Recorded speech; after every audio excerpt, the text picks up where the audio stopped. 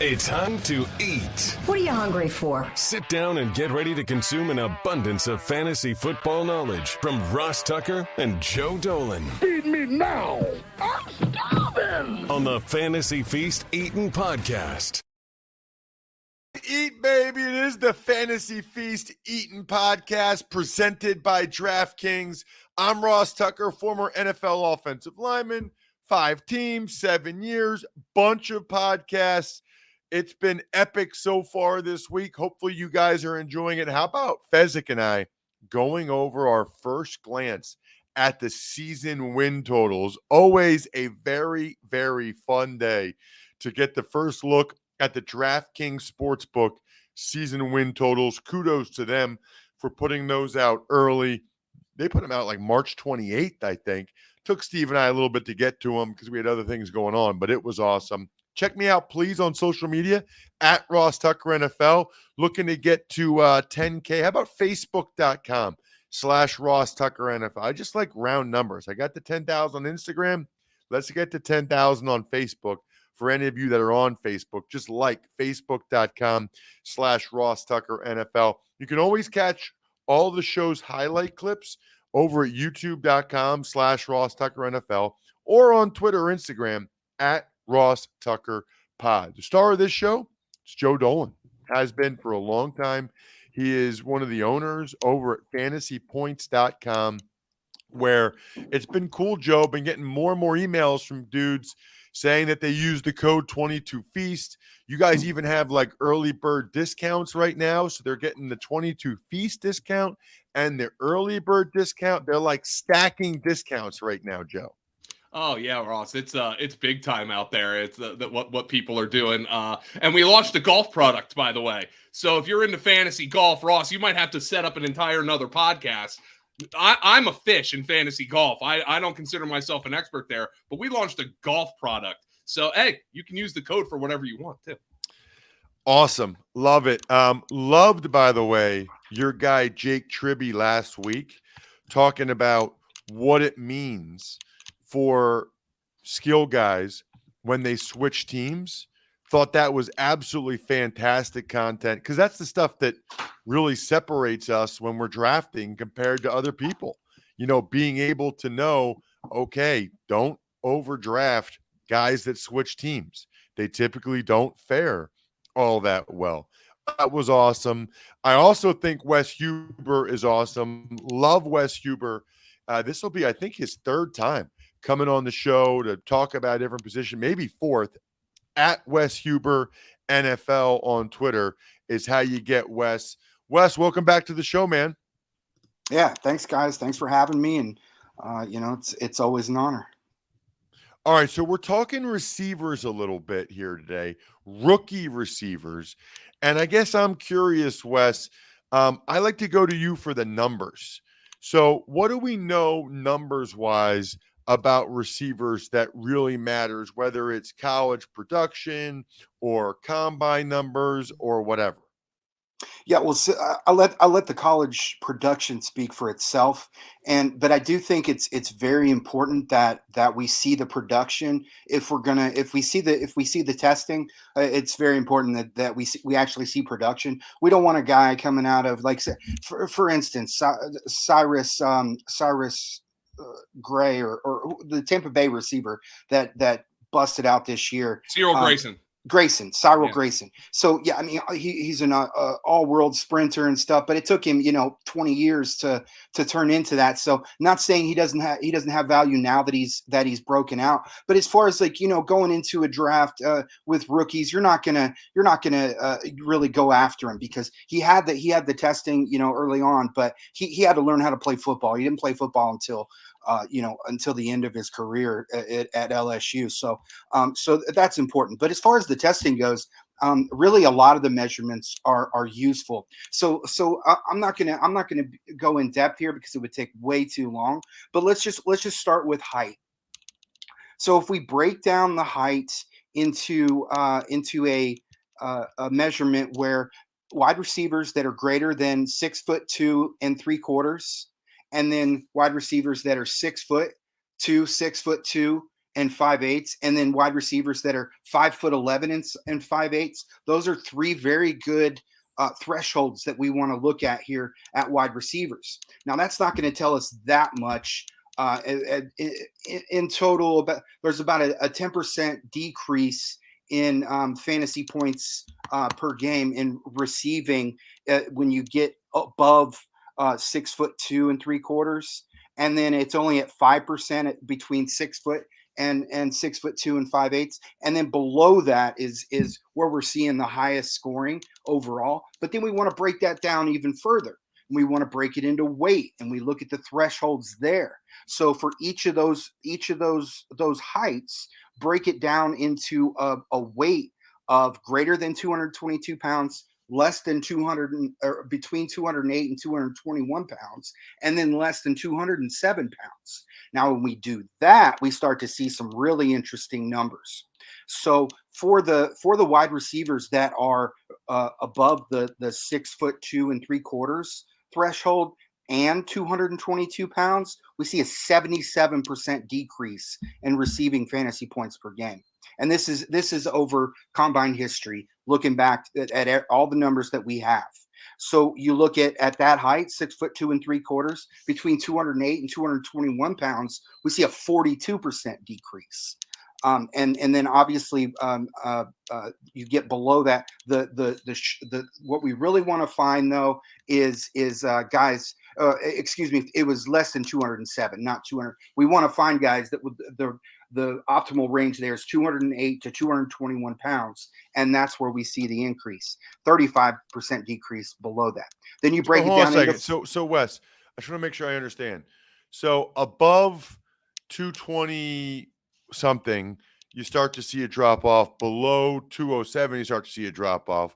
There's like a sweet spot there. Exactly. And it's like that. So and then we can carry that further and find that the absolute sweet spots as we're going through. So I could go through and say the same thing for each height, each weight, and then break it down further into the 40 times. And then we take it further, 10-yard split. That's another factor, a serious factor, like the get off from the line of scrimmage, that we less than 1.68 seconds is the general threshold there. Because like I said, it'll get really complicated the more I get into this, but the numbers, they don't lie, and it's really significant. And then another one that I think holds value over all the others is a vertical jump. And we want to see a vertical jump above 35.5 inches. So just let me give you some examples of the players that we pull out of this from doing that. So we look at the height. So above 6'2 3/4. If we look at between 208 and 221 pounds, like you said, the sweet spot, we want a 40 time less than 4.56. We want a 10-yard split less than 1.68, a vertical above 35.5. Who do we have here? We have Christian Watson. I believe we're going to have Drake London in that group.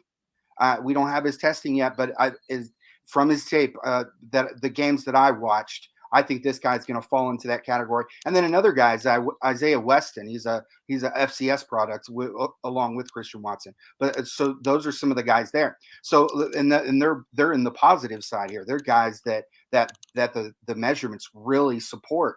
And then if we look at the downside, so same height, less than 207 pounds, and a guy who doesn't fit any of those categories, but that had some great production at Clemson, we have Justin Ross. He had that back surgery, so there's a chance that may influence. It may have influenced his testing. So that's something to always keep in mind. These aren't like absolute rules, but they're good tools to evaluate players. So let's move down. And by the way, let me just jump in real quick, Wes. I think it's important to note teams do this. Teams have preferred parameters for guys at every position, arm length, because they'll look at it and they'll say, it's like Greg Cosell was on the Ross Tucker football podcast last week, and I think there's like one guy in the NFL that's a starting corner with less than 30-inch long arms, which is what Roger McCreary from Auburn has. There are teams that just say, listen, this guy might end up being a great player, but he falls outside of the parameters of guys that have shown that they're good players in the NFL. We're not going to take him, or we're just not going to take him this high. Mhm. And so I feel like what we're doing, Wes, right now is when you're looking at ADP for these guys, if there are guys that fall within these parameters and you want to take them at their ADP, do it. If there are guys that fall outside of the parameters, then maybe it gives you a little bit of pause at their current ADP. That's a great way to look at it, because the more they slip, the more they fall, the less risk, the less capital that you're investing. So you can take a shot at the guy there. But it's like you don't want to draft a guy that's in the red at his ADP, but then you see the guys that are in the green, you're like, wow, he's worth every bit of that ADP, and that's exactly right. So let me just throw in a couple other examples at you here. So one guy that's really polarizing much of the NFL draft population here, Treylon Burks. So at the 6 foot, between 6 foot and 6'2" and 5/8, and greater than 222 pounds, we have Treylon Burks, and he falls below the 40 time. He's below the 10-yard split, which is good. He was above the 40 time, and he's below on the vertical. So he's a guy that we don't want to pay ADP for. But there's a narrative being passed around though. He's dropping. There's a lot of talk about possible second round pick here. So if that continues, then obviously his upside goes way up for us. We move further down. I got a couple of sleepers here. So between 208 and 221 pounds, we have Kevin Austin Jr. out of Notre Dame, Ty Freifogel out of Indiana. If you remember Freifogel, he just erupted during the 2020 season. What he did against Ohio State was just nasty. And so his 40 time, I was blown away, ran a 4.52. So he falls under the threshold. And that's what I was worried about, because his high school testing at the Nike opening was actually pretty good as far as his lateral quickness and his vertical.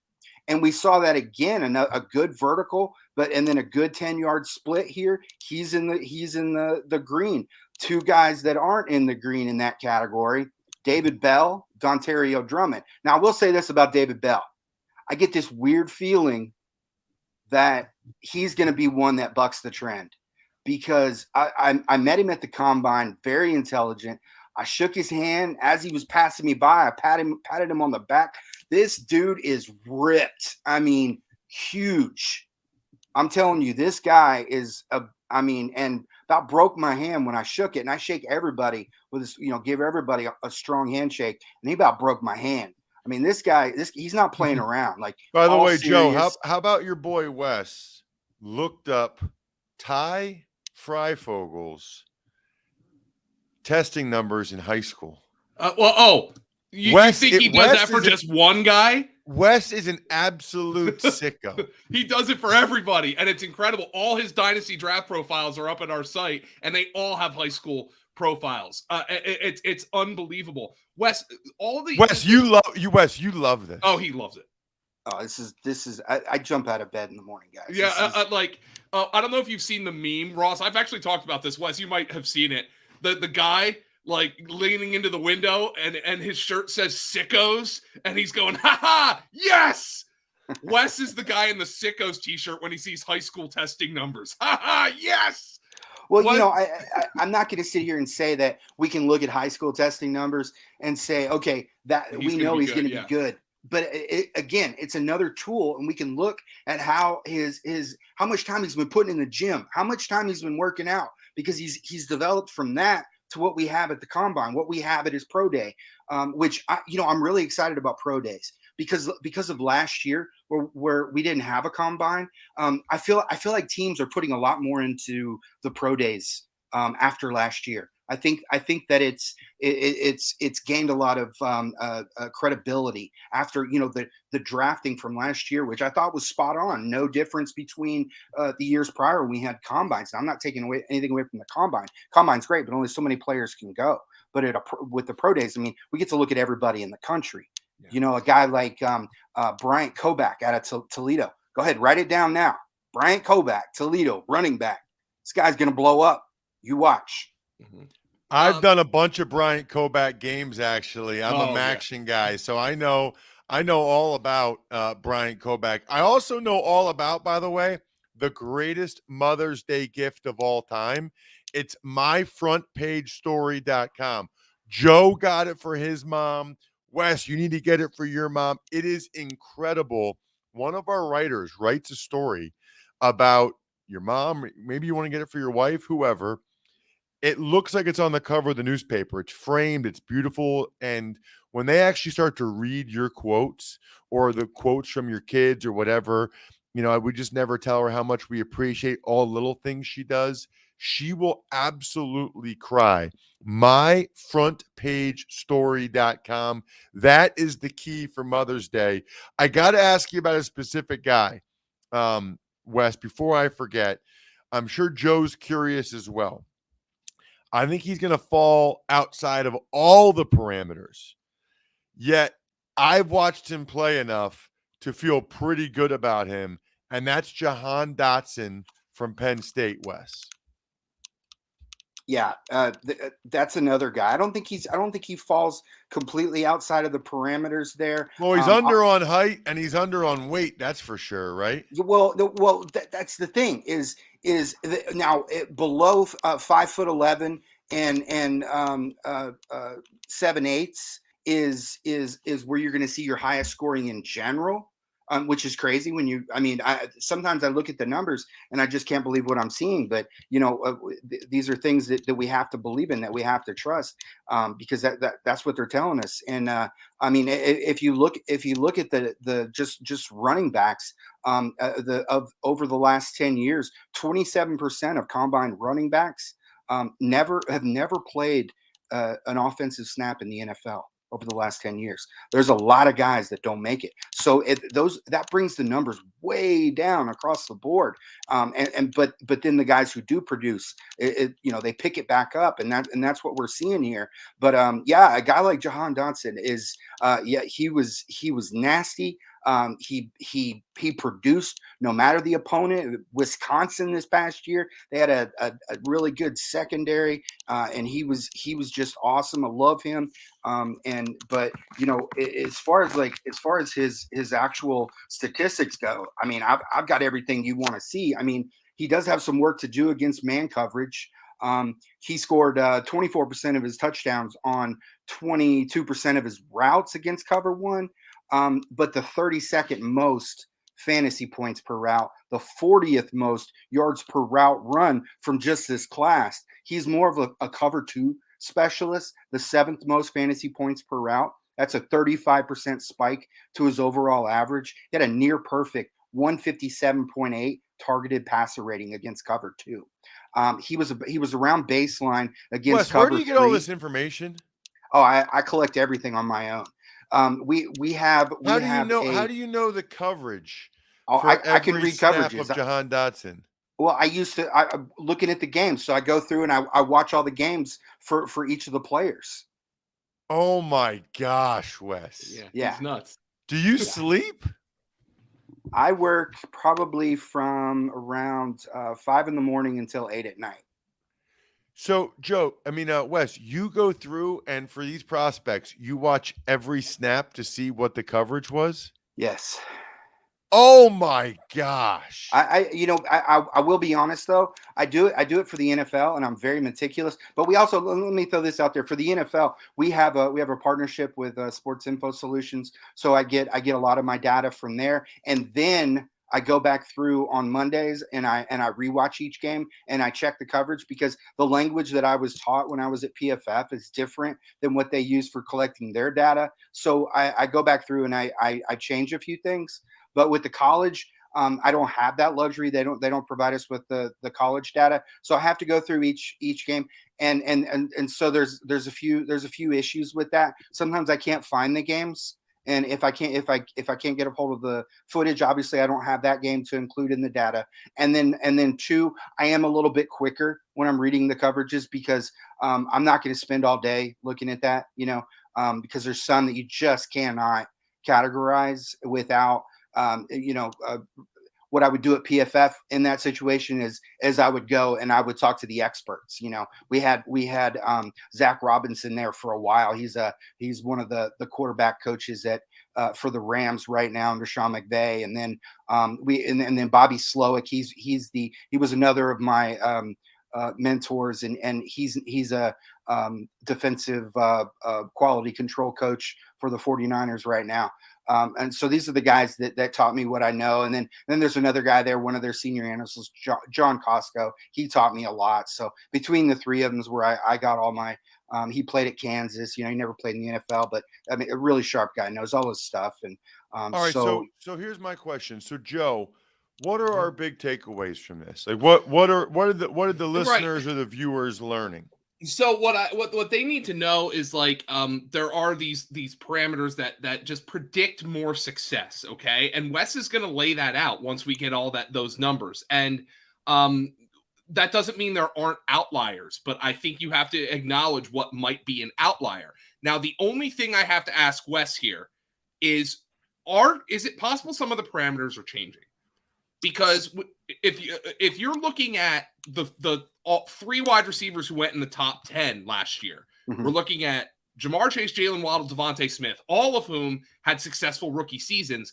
I don't think any of them fit the height weight parameters that you're laying out here. We're seeing guys like Tyreek Hill. Is there a chance these parameters are shrinking a little bit? No, see, that's the thing is when we're looking at height and weight, those are not going to negate anybody. Height and weight, they do not negate anybody unless you get into the extremes. The extreme height at a really low weight, you can just mark him off the board. Manute Bol. Yeah, exactly. We're not going to draft Manute Bol. But what we do is we break down the height and weight into the categories where we're seeing that success, and we set those aside. Then we start looking at the actual athletic measurements, and those are the ones where we can eliminate players. That's when we start eliminating. Now here, it's funny that you mentioned those three, because it really hurts the overall product of what I'm trying to put together when guys like Jalen Waddle don't test, because I believe Jalen Waddle would have tested around the same as Jamar Chase. Just as athletic as Jamar Chase, in my opinion.